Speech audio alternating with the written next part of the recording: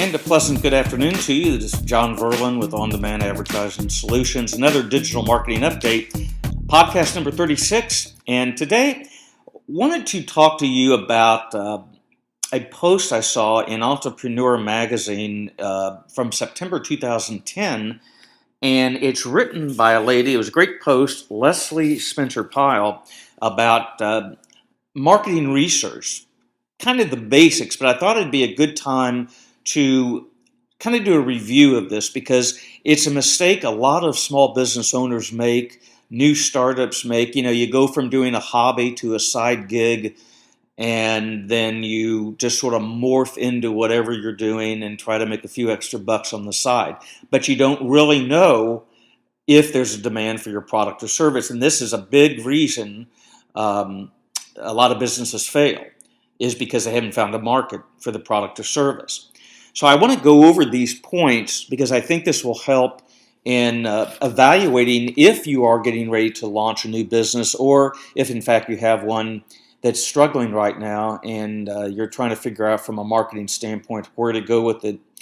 But marketing research, it really will give you a picture of products and services that may be profitable for you. And again, this isn't just small business. Companies are facing this constantly in their search for what customers want and need. So it's kind of like taking a trip, she says, from Texas to New York without a roadmap.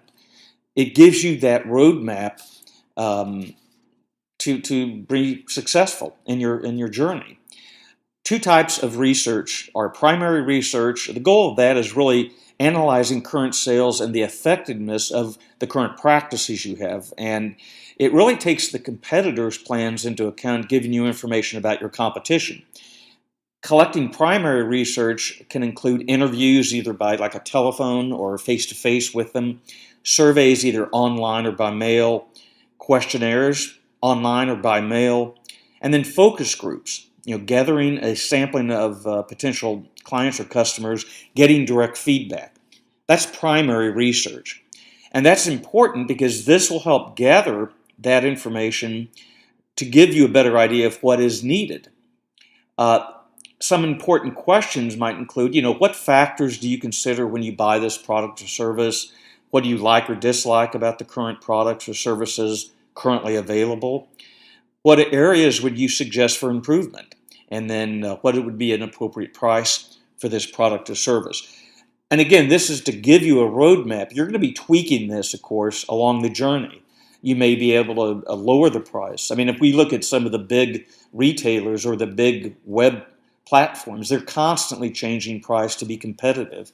The phone companies, think about that. The cell phone companies, $30 a month plan for 2 gigabyte of data, all talk, all whatever, and then suddenly the competition has, now you get 3 gig of data for the same price. I mean, it's changing constantly. The second type of research is secondary research, and the goal of that is really to analyze data that's already been published. This secondary data can identify competitors, establish benchmarks, and identify target segments.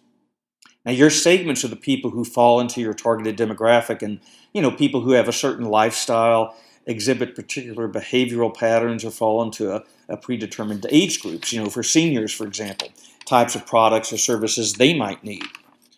Now, collecting the data. So we think about the phone companies as an example and how they offer 3 gig of data download with talk and text for free for $30 a month. And then a competitor has 5 gig of data. These pricing things change constantly. And this is why finding out currently what people are willing to pay, but you got to stay on top of it, obviously, because they can change overnight as competitors move in.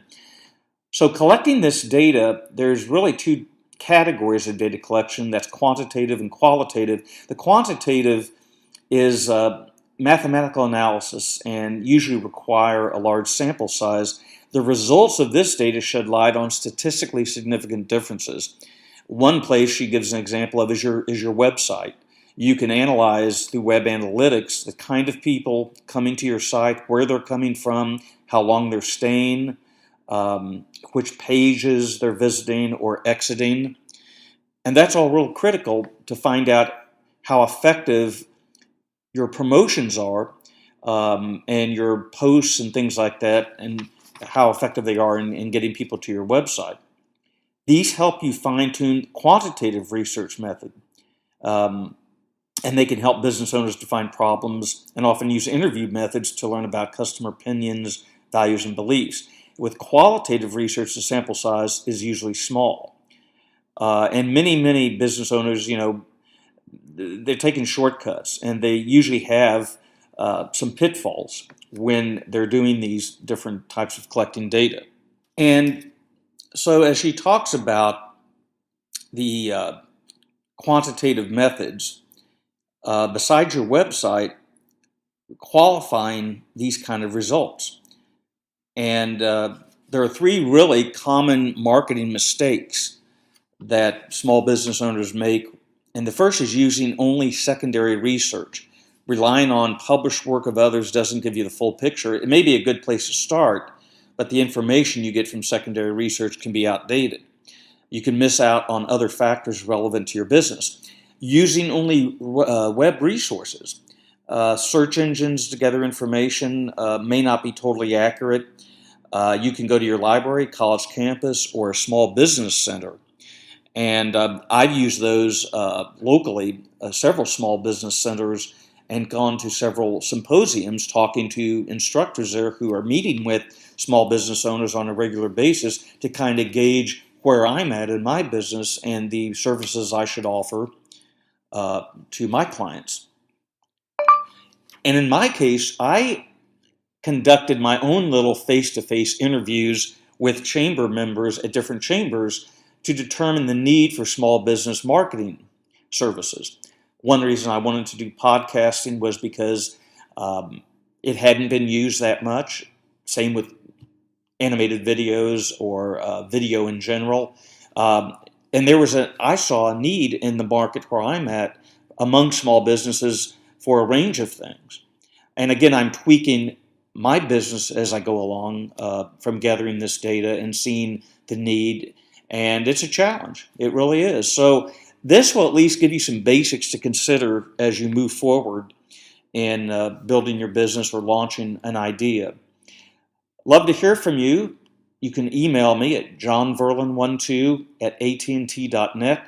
Visit ondemandadvertisingsolutions.com website. Love to hear from you. Answer any questions you have, and we'll talk to you again next week.